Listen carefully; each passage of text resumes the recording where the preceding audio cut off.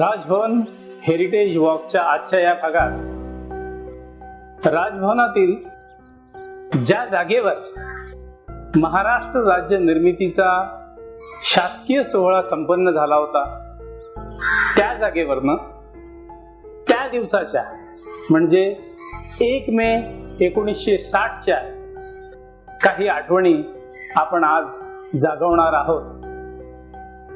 महाराष्ट्र राजभवन हे राज्याच्या राज्यपालांचं निवासस्थान आणि कार्यालय आहे. ही गोष्ट सर्वसाधारणपणे सर्वांना माहिती असते.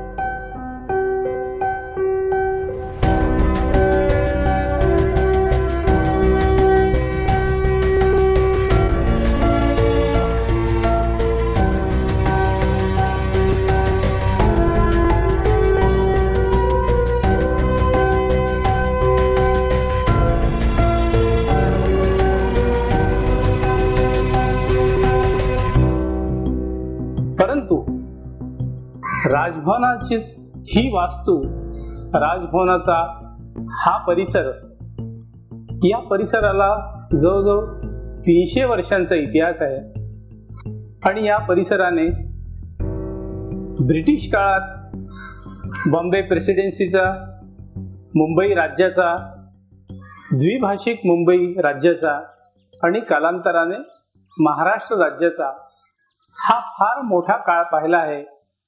आणि या प्रदीर्घ काळाचा हा परिसर साक्षीदार राहिला आहे.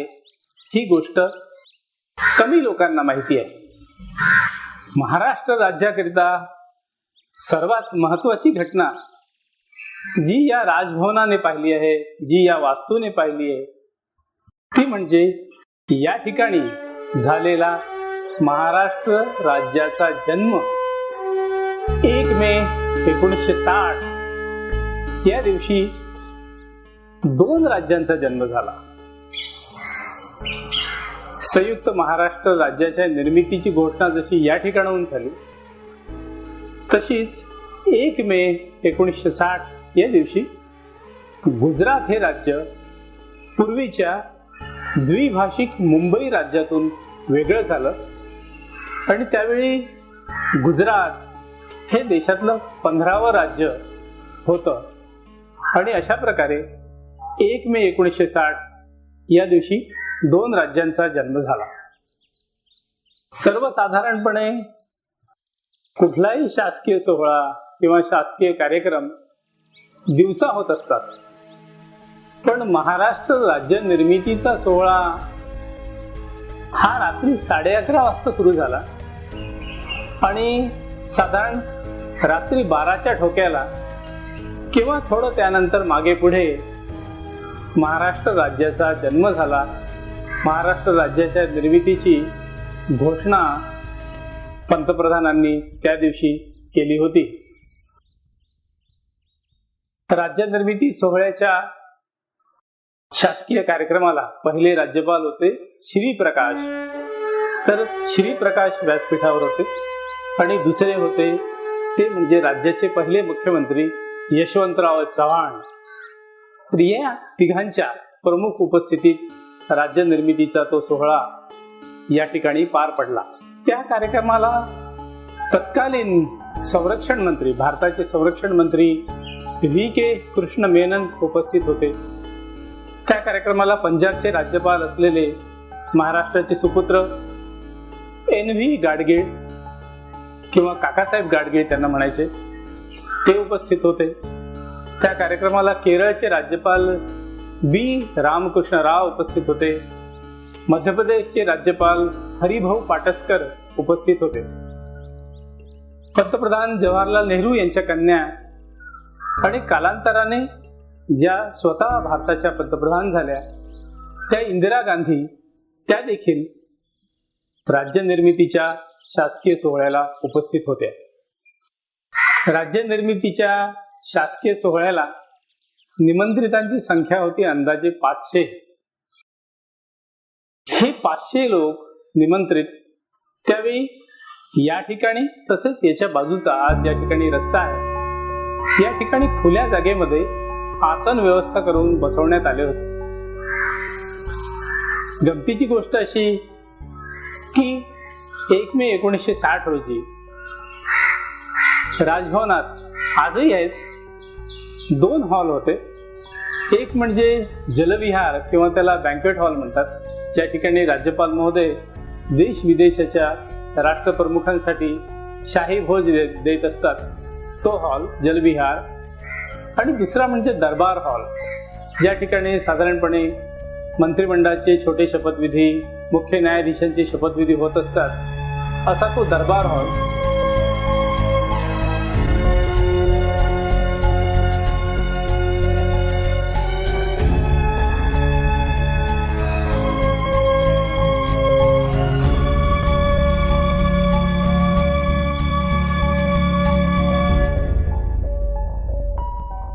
हे दोन्ही हॉल त्यावेळी होतेच, पण तरी हा शासकीय सोहळा खुल्या जागेत का झाला, तर त्याचे कारण 2 होते.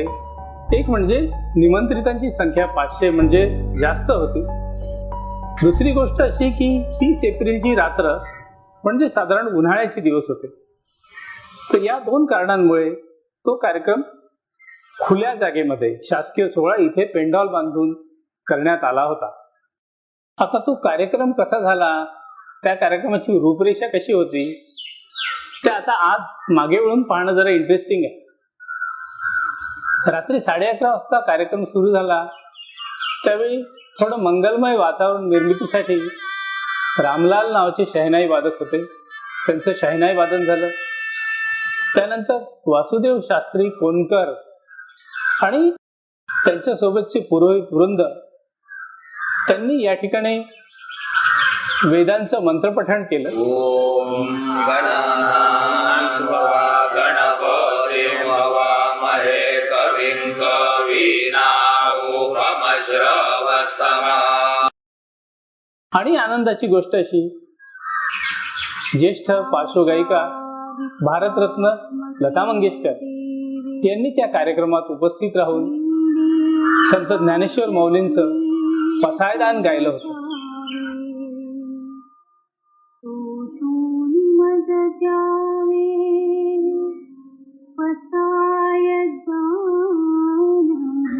लता दीदींनी गायलेल्या पसायदानानंतर राज्यपाल श्री प्रकाश यांचं भाषण झालं.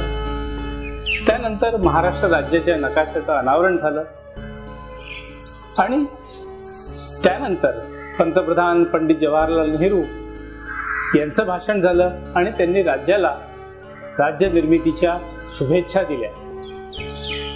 कार्यक्रमाची सांगता आभार प्रदर्शनाने झाली आणि मुख्यमंत्री यशवंतराव चव्हाण यांनी आभार प्रदर्शन केलं.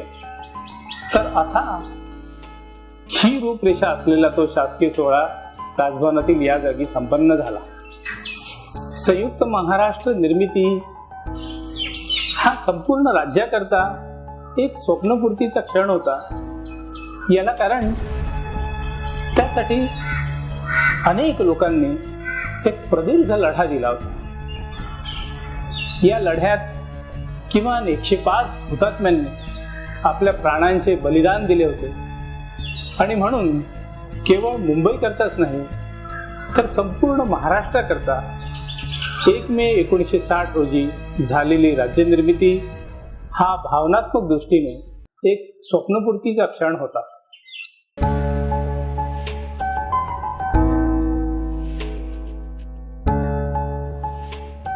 महाराष्ट्र राज्य निर्मितीचं सेलिब्रेशन कसं असावं याचं नियोजन करण्यासाठी शासनाने त्यावेळी वेगवेगळ्या क्षेत्रातील मान्यवर लोकांची एक समिती गठीत केली होती.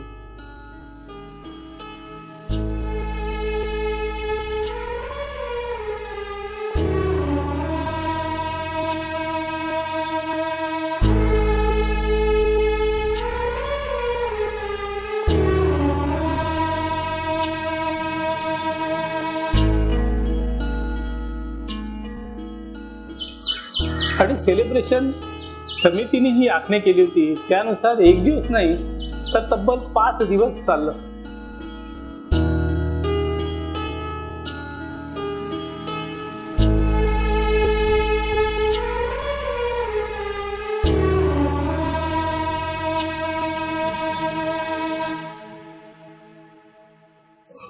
27 एप्रिल ते 1 मे हे 5 दिवस शहरभर वेगवेगळ्या शासकीय संस्थानांवर, खाजगी संस्थानांवर आकर्षक अशी रोषणाई करण्यात आली होती.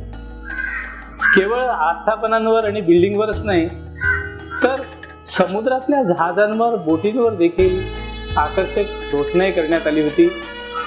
आणि हे 5 दिवस शहरातले नागरिक रात्री ही रोषणाई पाहण्याकरता शहरभर फिरत होते.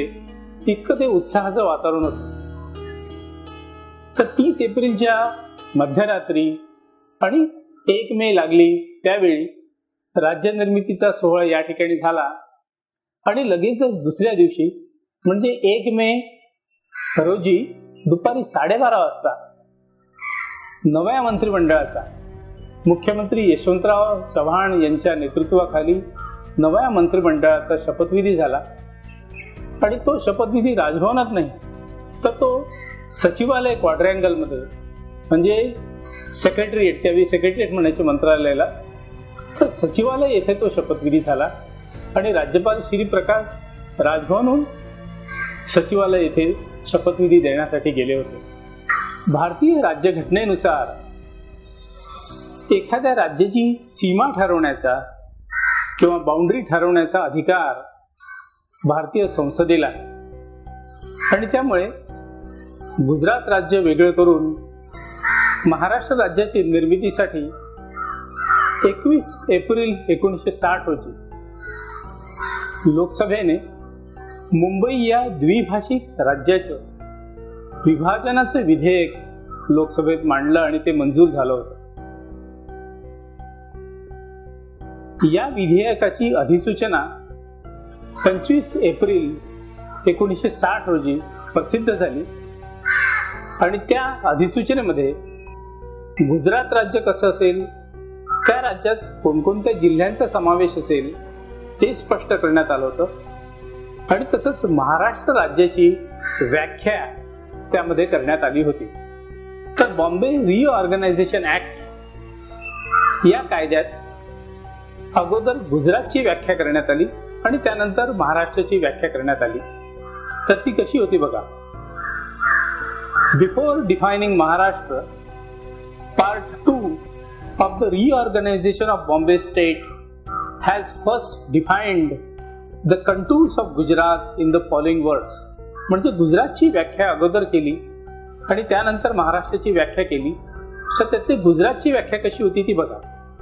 As from the appointed day, that is 1st May 1960, as from the appointed day, there shall be formed a new state to be known as the state of Gujarat, comprising of the following territories of the state of Bombay. म्हणजे मुंबई राज्यातील हे जिल्हे, तत्कालीन द्विभाषिक मुंबई राज्यातील हे जिल्हे नव्या गुजरात राज्याचा भाग होतील. तर त्यामध्ये नावं दिली होती. साबरकांठा, बनासकांठा, मेहसाणा, अहमदाबाद आणि सो ऑन अशी पहिले गुजरातमध्ये जे जिल्हे असतील त्यांची नावं होती. आता नंबर 2, महाराष्ट्रातली कोणकोणती गावं किंवा कोणकोणते तालुके हे गुजरातला जाऊन मिळतील याचा सुद्धा त्यामध्ये उल्लेख करण्यात आला. त्यात असं होतं की the villages in Umbargaon taluka of Thana district, the villages in Navapur and Nandurbar talukas of west Khandesh district and the villages in अक्कलकुवा and Taloda taluka of west Khandesh district respectively. तर ही गावे, ही तालुके त्या दिवसापासून म्हणजे 1 मे 1960 पासून गुजरातचा भाग होतील, अशी ती गुजरातची व्याख्या करण्यात आली. आणि गुजरातची व्याख्या झाल्यानंतर 2च ओळीत महाराष्ट्राची व्याख्या करण्यात आली आहे. ती अशी बघा, महाराष्ट्राची व्याख्या. And thereupon the above said territories, म्हणजे वर आता जे नमूद केले ते, the above said territories shall cease to form the state of Bombay. म्हणजे वर जे आता नमूद केले हे प्रदेश त्या दिवसापासून म्हणजे 1 मे 1960 पासून द्विभाषिक मुंबई राज्याचा भाग राहणार नाहीत, ते गुजरातचा भाग होतील. अँड द रेसिड्युअरी म्हणजे उर्वरित and the residuary state of Bombay shall be known as the state of Maharashtra. म्हणजे हे जिल्हे वगळून द्विभाषिक मुंबई राज्याचा जो उर्वरित भाग असेल त्याला महाराष्ट्र म्हणतील, अशी ती व्याख्या बॉम्बे रिऑर्गनायझेशन ऍक्ट मध्ये करण्यात आली होती. 1 मे महाराष्ट्र राज्य निर्मितीच्या अनुषंगाने शासनाने 2 परिपत्रक काढले होते, 2 सर्क्युलर काढले होते. पहिलं सर्क्युलर जे 1 मेच्या काही दिवस अगोदर काढलं होतं ते असं की 1 मे 1960 हा दिवस रविवार येतोय हे त्यावेळी लक्षात आलं. आणि सर्वसाधारणपणे रविवारी सर्व शासकीय कार्यालय, खासगी संस्थान बंद असतात. मग शासनाने विचार असा केला की राज्य निर्मिती इतक्या परिश्रमानंतर होते आहे, इतक्या लढ्यानंतर होते आहे, आणि त्या दिवशी ज्या दिवशी राज्य निर्मिती होते आहे त्या दिवशी सर्व कार्यालय बंद, तर हे कसं दिसेल? मग काय करायचं? तर मुख्य सचिवांनी पहिलं सर्क्युलर काढलं 1 मेच्या काही दिवस अगोदर. काय म्हटलं बघा, सर्व कर्मचारी व अधिकारी यांना आवाहन करण्यात येते की 1 मे 1960 या राज्य निर्मितीच्या दिवशी सर्वांनी आपापली शासकीय कार्यालय वेळेनुसार सुरू करावी. जी काही वेळ असेल 9:30-10ची, त्यानुसार सर्वांनी आपापलं कार्यालय उघडावं. पूर्ण दिवसभर कार्यालय सुरू ठेवणं अपेक्षित नाही, परंतु 9:30-10 वाजता उघडल्यावर काही तास तरी कार्यालय सर्वांनी सुरू ठेवावी, असं आवाहन मुख्य सचिवांनी सर्व शासकीय कर्मचारी व अधिकारी यांना केलं होतं. 1 मे 1960 या आनंदाच्या दिवसानिमित्त शासनाने अजून एक निर्णय घेतला होता आणि त्या दृष्टीने एक परिपत्रक काढलं होतं. ही घटना राज्याकरता ऐतिहासिक होती. शासनाने असं ठरवलं की 1 मे 1960 रोजी आपण महाराष्ट्र राज्य महोत्सवी मुद्रा काढू. आता मुद्रा म्हणजे सोन्याचं आणि चांदीचं मेडॅलियन. मुद्रा ती मिंट करून घ्यायची असा शासनाने निर्णय घेतला आणि सर्क्युलर मधनं लोकांना आवाहन केलं की महाराष्ट्र राज्य महोत्सवी मुद्रा शासनातर्फे मिंट करण्याचा, प्रकाशित करण्याचा निर्णय झाला आहे. ज्या लोकांना घ्यायच्या आहे मुद्रा त्या लोकांनी आपली नाव नोंदणी करून पूर्ण शुल्क भरावे. आता त्यात असं म्हटलं होतं की सुवर्ण मुद्रा, जी सुवर्ण मुद्रा काढणार होतो त्याच्यात एका बाजूला असेल महाराष्ट्र शासनाचं जे चिन्ह आहे लामण दिवा ते, आणि दुसऱ्या बाजूला आपली त्रिमूर्ती मुद्रा अशोक स्तंभ, असं ते मुद्रेचं स्वरूप होतं. आणि सुवर्ण मुद्रा आणि रौप्य मुद्रा शासनाने विक्रीसाठी उपलब्ध असल्याचं आणि त्यासाठी लोकांनी आगाऊ रक्कम भरण्याचं आवाहन केलं होतं ज्यांना ज्यांना विकत घ्यायची. आता मजेची गोष्ट अशी की सुवर्ण मुद्रा तिचं वजन होतं 4.5 तोळे, आणि 4.5 तोळे वजनाच्या सुवर्ण मुद्रेची महाराष्ट्र राज्य महोत्सवी मुद्रा त्याची किंमत होती 625 रुपये. आणि तसंच रौप्य मुद्रा पण काढली होती. तिचं वजन सुवर्ण मुद्रेपेक्षा अर्धा तोळा कमी, म्हणजे 4 तोळे रौप्य मुद्रा, तशीच लामण दिवा आणि अशोक स्तंभ असलेली, आणि तिची किंमत होती 15 रुपये. तर अशा 2 मुद्रा शासनाने त्यावेळी काढल्या होत्या. आणि जे निमंत्रित होते 1 मे 1960 त्यांनाही ती प्रेझेंट केली होती असं त्यात नमूद केलं. आणि त्यानंतर शासनाने सर्वसामान्य लोकांसाठी विक्रीसाठी उपलब्ध केली होती. राज्य निर्मितीचा शासकीय सोहळा ज्या ठिकाणी झाला ती ही मागची बाजू, आणि हे खुली आज ज्या ठिकाणी रस्ता आहे. झालं असं की यापूर्वीचे राज्यपाल विद्यासागर राव त्यांना जेव्हा कळलं की या जागेवर, राजभवनातल्या या जागेवर महाराष्ट्र राज्य निर्मितीचा ऐतिहासिक सोहळा झाला होता, तेव्हा ते म्हणाले की ही जागा आपण अशी दुर्लक्षित ठेवू शकत नाही. मग त्यावेळी असं ठरलं की किमान आपण 2 गोष्टी करू. एक म्हणजे या ठिकाणी महाराष्ट्र राज्याचा नकाशा असलेली एक कोनशिला बसवू, त्यावर नमूद करू की हीच ती जागा आहे ज्या ठिकाणी महाराष्ट्र राज्य निर्मितीचा शासकीय सोहळा पार पडला. आणि दुसरं असं ठरलं की या ठिकाणी आपण एक 150 फूट उंच ध्वजस्तंभ उभारू आणि त्यावर तिरंगा झेंडा फडकवू. आणि त्यानंतर 1 मे 2016 या दिवशी मग एक भव्य कार्यक्रमाचे या ठिकाणी आयोजन करण्यात आलं. त्या कार्यक्रमाला त्यावेळचे राज्यपाल विद्यासागर राव, त्यावेळचे मुख्यमंत्री देवेंद्र फडणवीस, राज्यातील ज्येष्ठ नेते शरद पवार आणि असे विविध क्षेत्रातले मान्यवर यांच्या उपस्थितीत त्या दिवशी म्हणजे 1 मे 2016 या दिवशी एक मोठा सोहळा या ठिकाणी आयोजित करण्यात आला. आणि त्या कोनशिलेचं अनावरण आणि 150 फूट उंच असा तो ध्वजस्तंभ आणि त्यावर तिरंगा त्या दिवशी फडकावण्यात आला. आज 61 वर्ष झाली आहेत महाराष्ट्र राज्य निर्मितीला. या 61 वर्षांमध्ये राज्याने अनेक क्षेत्रात उल्लेखनीय प्रगती केली आहे आणि अनेक प्रसंगी अनेक क्षेत्रात देशाला नेतृत्व प्रदान केलं आहे. आणि म्हणून महाराष्ट्र राज्य निर्मिती सार्थ झालेली आहे. यास्तव अभिमानानं म्हणावंसं वाटतं, जय जय महाराष्ट्र माझा, गर्जा महाराष्ट्र माझा.